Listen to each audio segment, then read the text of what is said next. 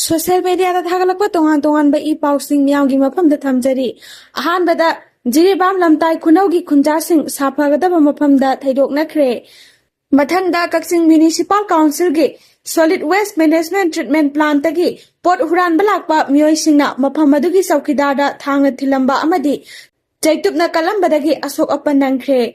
Saukidara aduna halaga double barrel nomaina kapada huranba amadi makhongda nomai maru pankhi hairi. Mathangda huranba ama matomda thangna thinjinjakre. Yamna ngakpa thagdok ama oina Porompata laiba Jenims Hospital dagi gari huranana bahotnaramba nupa ama miyamna fabadagi huranba aduna masa mathanta thangna thinjinjakre hairi. Soklaba huranba adu Jenims casualty da laikana aduna lairi.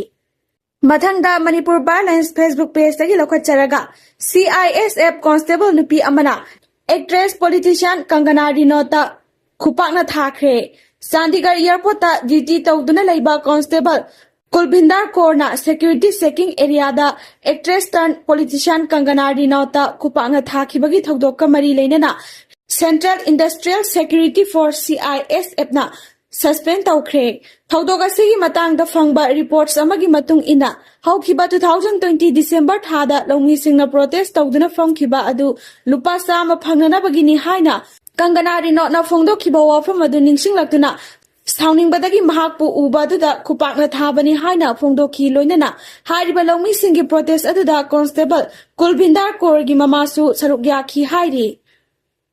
Mathangda Jiribam amadi Tamelong district ani kilonaba area village punamakta CRPC section 144 salaikre chathok chasin tawba khudaktagi athingba thamkre.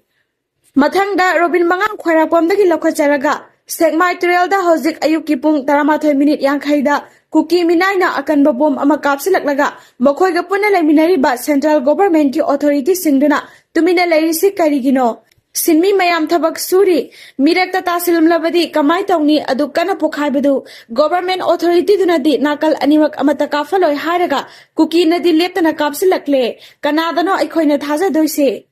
Mathangda National Highway 37 amadi National Highway 2 da porchai pudana lakpa gari thunglare. National Highway 37 amadi National Highway 2 da lamdam asigi Sangdraba yadraba porchai pudana lakpa gari chaniga kuntraga taruk amadi samaga kuntraga nipan hariba lambi sida apanba yaudana pusilakre. Security force na singamasung tamda apunba checkpoint chamaga kunga marida check tawbada singaba miyoi humdraga mathoi fagatuna wang pahong chathakhi hairi.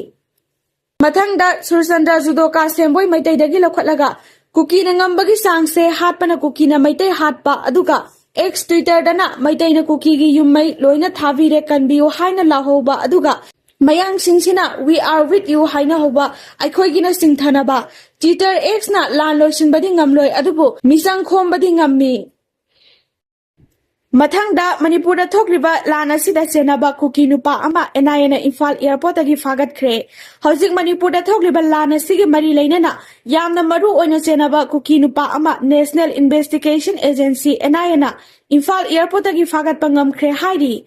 NIA na fagalaba miyoi adu maming Thongminthang Haukip Elias Thangboy Haukip Elias Roger Kawi hairi. Kuki National Front Military Council KNFMC amadi United Tribal Volunteers UTB ga kusamnaduna Security Force in the landabada senaba misak amani Myanmar based tawba lalholup Kuki National Front Brahma KNFB PDF singna mari leinaduna Kusu kulai nomai maru amadi bom na singba kaya supply tawba misak amani haujiksu NIA na makhataba investigation chathari hairi.